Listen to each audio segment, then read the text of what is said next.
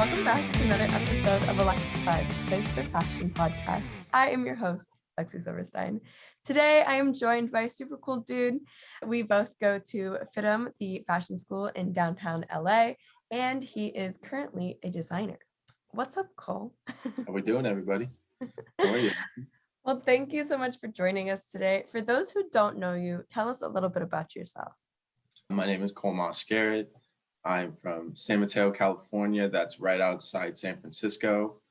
I am in debut currently, which is a 3-month intensive program at FIDM that 10 kids get selected for. So that's been my life for 3 months right now. That's crazy. I'm going to be honest, I don't really know much about debut. Like, I don't know how the whole process works. So can you you briefly just described it. Yeah. Can you give us a little bit more info, like telling us, where it leads? Is debut like when you go to FIDM for debut, is that the only thing like you do at FIDM, or do you take I didn't even know classes? about it when I went to FIDM. I Okay. first joined FIDM after leaving Oregon. So I was at University of Oregon. Mm-hmm. Wasn't my favorite. I was studying business. I wanted to do something more hands-on. Mm-hmm. I wanted something where I felt like I could put my talents to use. And so I went search and I found FIDM. And I just wanted to do fashion design at first. But then as courses kept progressing, several of my teachers told me that you should look at debut. You should check this out. So I gave it a quick glance. I said, why not? Let's just try it out. Mm-hmm. Shot for the interview, ended up getting in. And what debut is it, like I said earlier, it's a 3-quarter program where you build a collection, a 10 to 12 look collection of something that anything that you want to do, from an emotion that you have to what I'm doing, based around my favorite category of films, based around everything that kind of an ode to everything that brought me into the fashion world. It's based around World War II and a contemporary scene and spin on it, as well as kind of an ode to the companies that really got me into fashion design. For example, G-Star Raw was one of my favorite companies. Well, actually, take that back. Didn't even know about the company until freshman year of college, when my good friend in my dorm showed me a pair of pants. Mm-hmm. I was like, what is this? Like, this is the coolest thing. Like, the way they were able to introduce pockets into the pants in like ways that were so discreet was so cool. I went from a window shopper to almost wanting to be the architect behind the construction of the pants. So I think that was one of the first sparks that really like drew me into the fashion scene.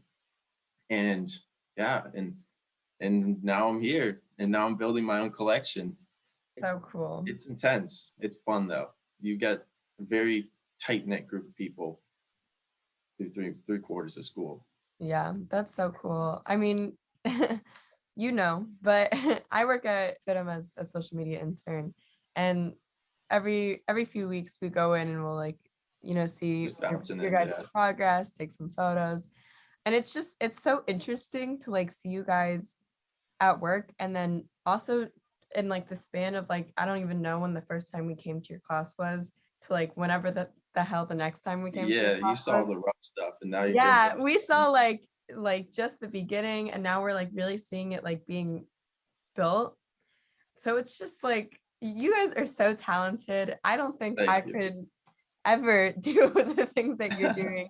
I was so lost. I was like observing your class, and I asked Cole the difference between what two of them the sewing machines were. I was like, I don't know what you guys are doing here. This is crazy. So that's amazing. So what does, like, after the 3-month or 3-quarter 3/4, yeah. 3-quarter after the 3-quarter debut process, where does that lead? What do you do with your collection? I know that sometimes we have a show, a recording. Yeah, we have so the whole 3/4 is built up to one grand show at the end.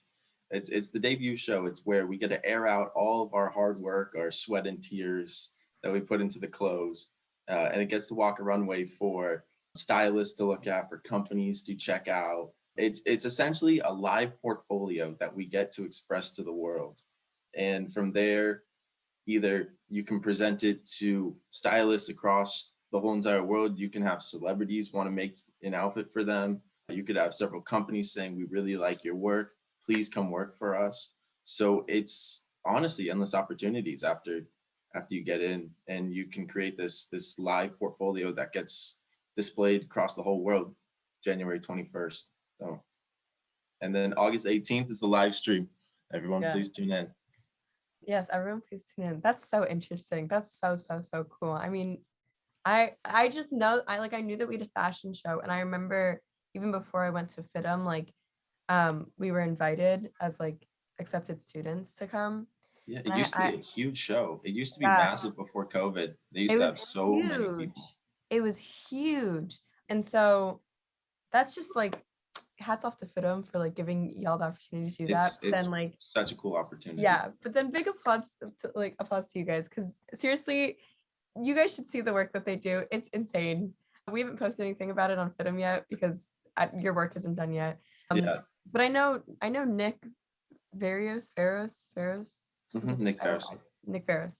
I know that he's been posting about it. So Yeah, if you pop on his Instagram, I believe it's I at think Nick it's Veros, Nick you can see all of the muslin samples and everything in their raw form. A Ferros. lot of stuff has changed, but you got to see that silhouettes of what we're working with. Yeah. So when you decided that you wanted to study fashion, why did you, kind of like choose FIDM over other fashion schools? I know that personally, I was like having a huge debate in my mind Yeah, of it's a great question. where I wanted to go. So, Like I said earlier, I was at University of Oregon. I graduated high school and I kind of didn't really know what I wanted to do at first. So I pursued you could say traditional path, wanting to go to a university. I wanted to go to a big university. I want that college experience that you see in movies and everything. And so I went to University of Oregon. I did fraternity. I was in the business program, but I was looking for something that wasn't there. And so I bounced from business then to journalism, advertising. And then after writing countless essays that I wanted to pull my hair out from, I was like, I'm going to the art school. And so at that point, I was like, hold on, let's take a step back.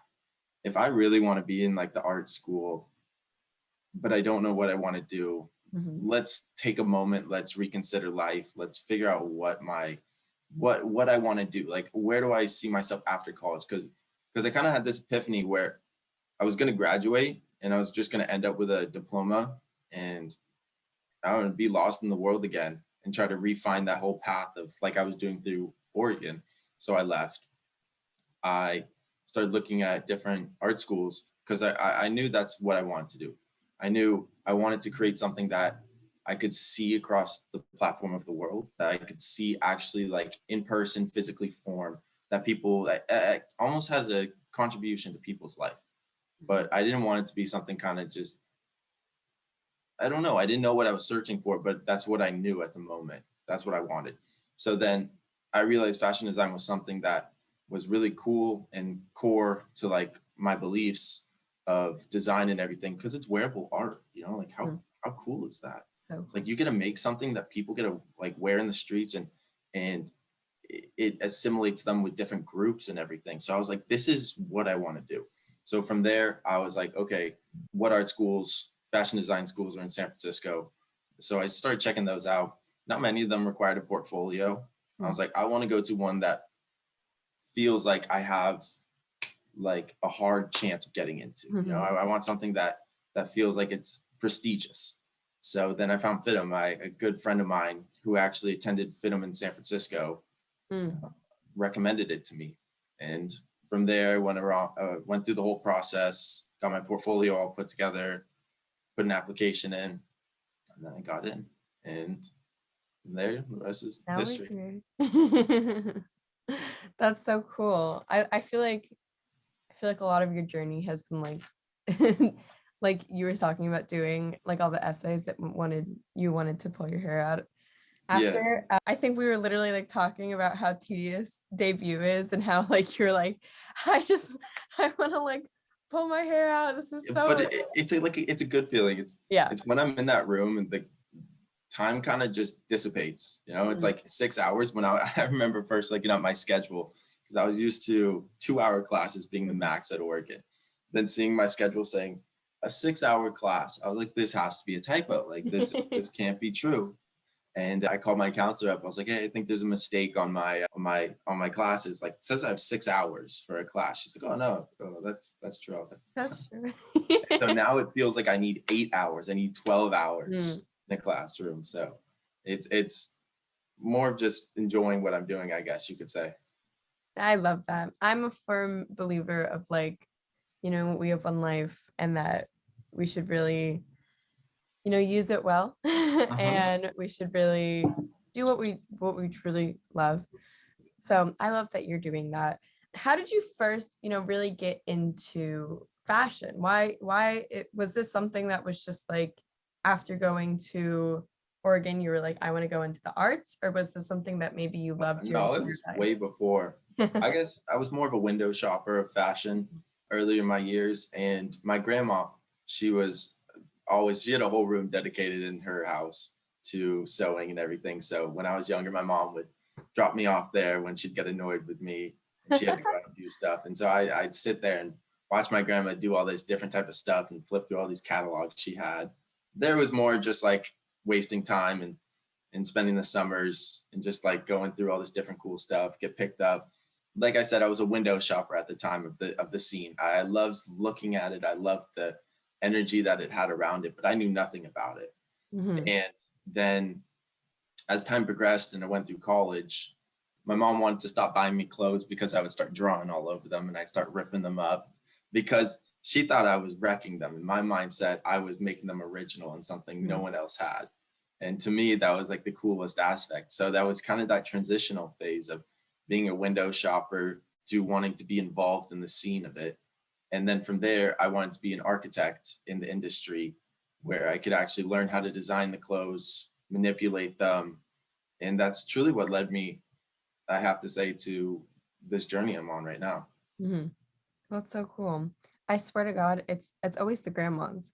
It's always the grandmas. It's always the grandmas. I have talked to so many people on my podcast and I'm like, how did you get into fashion? They're like, oh, my grandma taught me how to sew. My grandma taught me how to sew. And my other grandma she was a huge fashionista. We would spend all our time together at the mall shopping. I swear it's always the grandmas. Yeah, it's like both my grandmas. My on my dad's side, she dropped off this collection of like 5 bins of buttons she's collected over time and like all these different knickknacks. Oh my God. So it was really cool going through all this stuff. But yeah, it's the grandmas. They have some special gift. They really do. So after debut, what's the main goal? What do you want to be doing? So the main goal for me, I have to say, is I want to work for a company for about several years. I want to understand the market after I graduate. Like I know how to create, I know how to do all this different stuff, but I don't know how to source. I don't know how to manufacture on a grand scale. Like I want to learn. I want to be under a company that does this already. Learn where they do it, learn how they do it, how they move smoothly, how they make it effortless. So when I can branch off into my own scene and do what I truly want to do with my work, I don't run into too many hiccups. Like I want to work for a company that I can have a mentor essentially in the market and learn and then progress and bloom into my own company. That's so smart. Yeah. You handle like things, I feel like, very maturely is what I'm getting at. Like it hasn't always been like this. That's not how I see it. It's kind of most of the time I just wing it and then it ends up somehow working out, or it doesn't, then I learn. Well, that's good. A little bit of both, I think. Exactly. Good. My dog is staring at us with a freaking evil eye right now. But no, just from what that's definitely good to, approach both ways in life. A little bit of impromptu-ness with a little bit of structure. But I just feel like, a lot of us want to start a business, and I feel like that's the common question for the first icebreaker of class. Yeah, I hear so many kids, they talk about how they want to go they want to start their own thing right after. It's like, I'm not that's totally cool. If you know how to do that, go for it. But And that is what a lot of us are studying for. exactly, So that's the whole thing. I'm sure a lot of us will know how to. Oh yeah, a lot of us will know how to, but I want to stay away from the hiccups that will come that will stress me out. So Yeah. I think everyone has their own different paths. This is just Definitely. what I want to do. I think that's a good game plan. Thank you. I think so too. He's like, let me pat myself on the back. So, we've talked about a little bit about like the inspiration behind your collection. Can you tell us maybe more of like what it's really going to look like? Just maybe describe it a little bit, and then a little bit more about like what drew you to this. I know you mentioned the other brands and just a bunch of things. Just talk more about your collection. I just want to hear all about it. Yeah, so my collection, the whole idea of it is battling Mother Nature, as well as being able to sustain a stylish sense to it. So what I mean by that is I want it to be a style where you can go out. Let's say you want to go backpack. Let's say you want to go hiking. This can work every single element that you're going to deal with outside of walking the streets, going to a fashion show. But at the same time, let's say you get that last minute call, like, hey, I need you to come back into the city. Like, you're needed here. This is all you have. This is all you have to wear. Still works. It still can be stylish on the streets. It still can work. It has a masculine, it's a full men's collection. It's a 10-look men's collection. It resides more on the masculine side, where it's an ode to the 40s menswear, as well as World War II in different styles, because in the time, many of the designers for the different uniforms were big designers, because they were drawn from different countries to say, we need this produced, we need something for our army, for our military. Can you help us design it? So there was functionality. There was a lot of functionality built into these uniforms. So that's a lot of what I'm using as resources and inspiration from the World War II side, is the functionality of where they built it and how they built it, as well as the 40s men's wear, where it's like suits. And I have this really cool puffer sports coat that plays both with World War II and like the color palette, as well as the dapperness of men's suiting in the 40s. So I can't tell you too much. Can't leak it all right now. But you'll have to stay tuned. That's so interesting. I mean, everyone always says, like fashion isn't revolutionary, it's evolutionary. So I love that. Exactly. You can really see those different like decades in your collection. A big thing that I'm noticing is I'm a big sustainable person. And having like functionality to an item, being able to wear things multiple ways and a billion different times is sustainable. It's the best way to do it. The best way to do it. If you produce a quality product, it will last long. It will last a lifetime. Exactly. And then you're just endlessly extending that end life of that garment, because you're just wearing it 1,000 different ways, 1,000 different times. So there's no reason for you to get rid of it and to have it end up in a landfill. So I appreciate that. I think that the new luxury with sustainability included is like obviously building things to last, but really building things to be worn. Like, I was thinking about this question earlier, and like not even the question. I was thinking about sustainability and how we can make it a role in the future to come. It's for some reason this analogy kept running through my head. It's like when you're a little kid and screaming at someone, to like when your parent screams at you, it never really changes much. It's when they gradually try to bring you in and comfort you with it. Yeah, that's what I want to do with my clothing, is in a sustainable way, produce stuff and source in a very ethical way, where it's the dye lots are not heavily acidic and everything, where they're polluting waterways, but then the product is still amazing. And so it's learning how to gradually bring it into an industry that's so heavily rooted in endless collections. I mean, in the fast fashion sense, they've released 12 collections a year. Don't even get me on started. A mass scale. So it's learning how to gradually shift the industry to be more accepting of these different mindsets and creating stuff that's more, you could say, has the longevity. The Exactly. product has a longevity to it.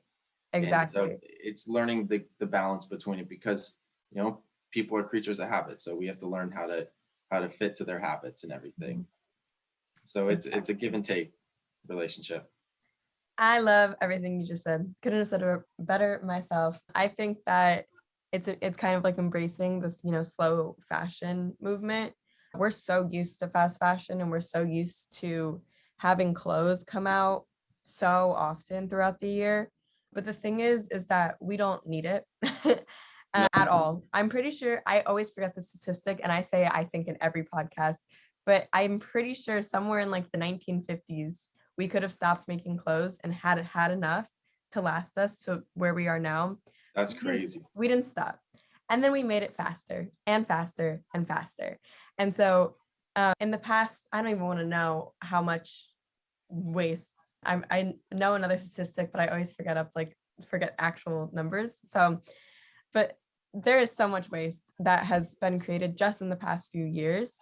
So I love how brands and designers are really kind of pushing this slow fashion movement, creating things to last, creating less things that you can wear multiple times, because I think that that's so important. And even if we could get that, 12 releases a year down to 10, down to 8. Yeah, we could do something like that. And I think another really cool thing is how we're learning ways to manage landfills and bring them, integrate them into like fashion. For example, like water bottles and everything, how we can break it down into a compound of nylon and then rethread it and everything, and break down different fabrics and turn it back into another shoe. Those type of things are really useful. And as we progress as a society, I think we'll learn more about this, because there's a heavy desire across the board for everyone wanting this. So I think the more it's getting pushed, the more these big companies pursue it and put a budget towards it. And it's a great thing. Yeah, especially with Gen Z and millennials. I mean, we all know we have like the biggest buying power currently. And we're also the two generations that are like wanting to see our values and morals reflected in the brands that we shop. 100%. So there's been such a push for it. And now I think there's two things that if a brand isn't doing these two things, they're just running themselves to the ground, and that's not using social media and utilizing it to their full potential. And then sustainability, because if you make a promise and you're being honest, you're not greenwashing, and you're making like goals to become more sustainable, and by a certain year you're planning on having these goals set, done, that's plenty. That's what I like to see. And I really think, it's about the consumers and the way that we shop, and thinking before purchasing an item, like maybe how many times we'll wear it, or what we'll wear it with, or where we'll wear it to, or maybe just buying secondhand or shopping more sustainably. But it's really, I fully think that it's a brand and a designer's job, because if all brands were to only give consumers sustainable options, all consumers would have to shop sustainably. Exactly. We'd be forced to, in a good way. So I really think that it's about the brands, but also no brands. It's physically impossible for a human being to become fully sustainable overnight.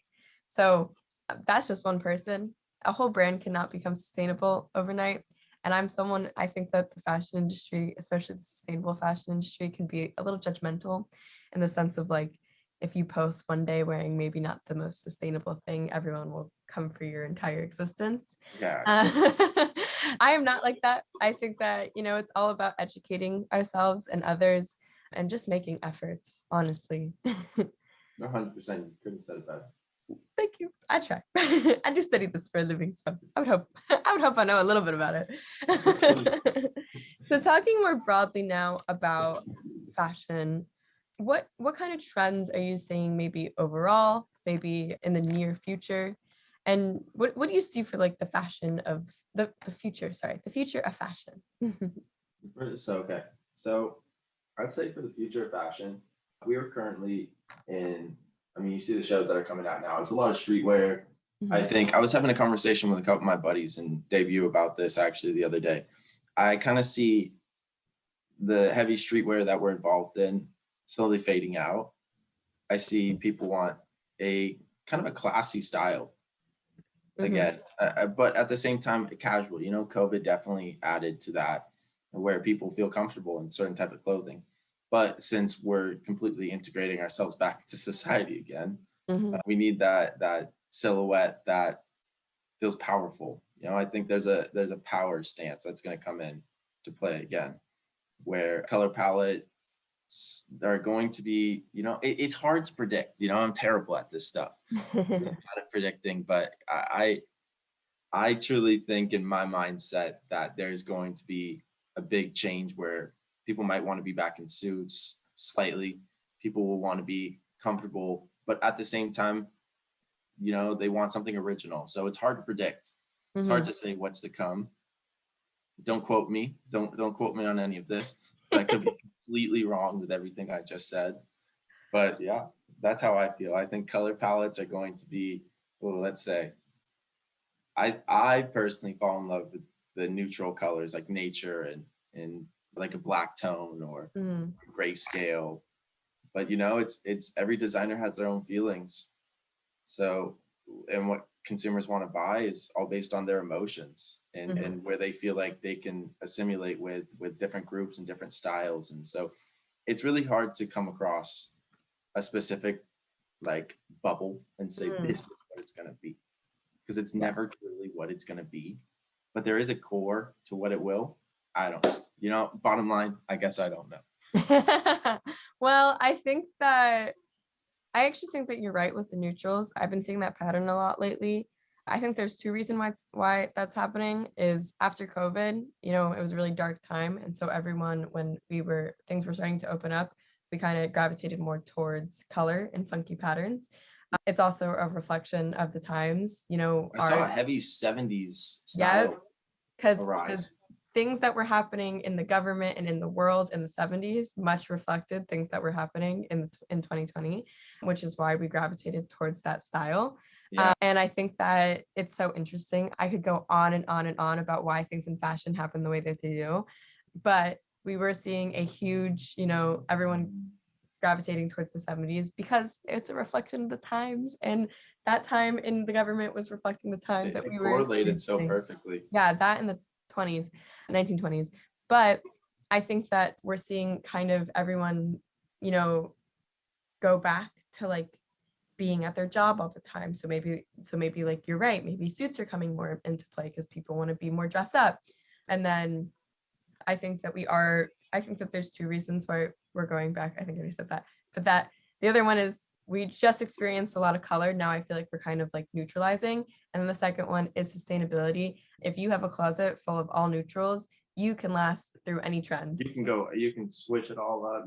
For the rest of your life. You could have a closet full of browns, whites, grays, and blacks and be set for your entire life. You've seen how that's all I wear when I come into campus. I can wear the same pair of pants 1 week and then switch up a different shirt and it looks like a brand new outfit. Exactly. So you can wear something 1,000 times. And I think that even though you don't know, I think you were really on point with your trends. Thank you. Okay, well, where can people find you on social media and keep in touch or, find out more about your debut collection? Yeah, most definitely. So I post a lot on Instagram. My Instagram is at Cole Moscaret. Hopefully Lexy will tag it at the bottom right here. I'll tag it. Right there. And that's the main platform I primarily use. I need to get better at Twitter. I need to get better at all these different platforms, but Instagram is my go-to. So if you want to keep up with me, that's where you'll find me. Well, everyone go follow Cole on Instagram. And while you're at it, you can follow me on my socials. My TikTok, Instagram, and YouTube are all at Lexy Silverstein. That's Lexy, silver like the color, Stein. And remember to make the ordinary extraordinary.